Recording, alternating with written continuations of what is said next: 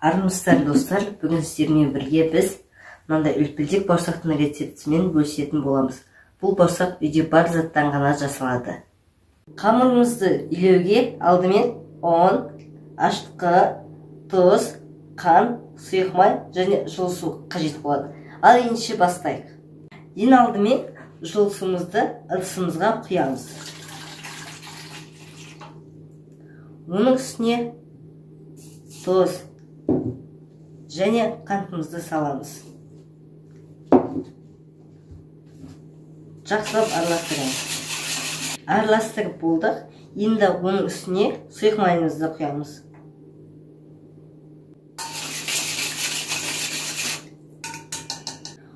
Оның үстіне ашытқымызды саламыз. Сосын бетін жауып қоямыз.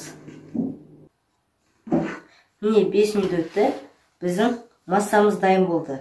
Енді осының үстіне ұнымызды салатын боламыз.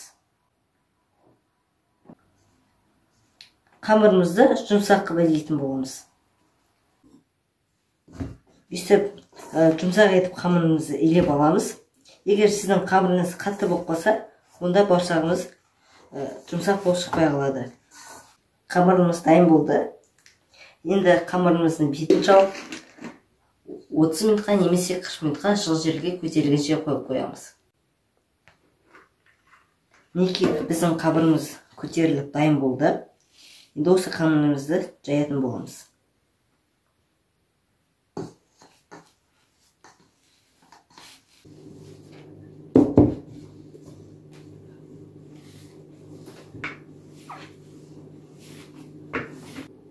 Мінекей қамырымызды жұқа етіп 1 сантиметр етіп 1 келіге жайып алдық. Енді осылай домалақ сағаттың көмегімен бауырсақтарымызды дайындап шығамыз. Дайын болған бауырсақтарымызды қысаптаған майға пісіріп аламыз.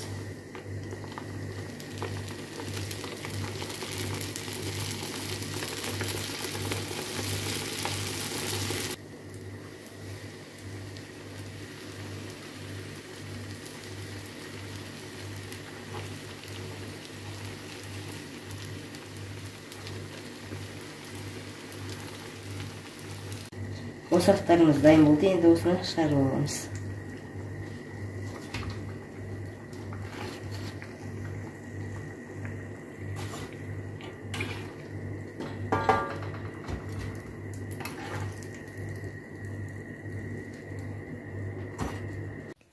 Мінекей біздің бауырсақтарымыз дайын болды.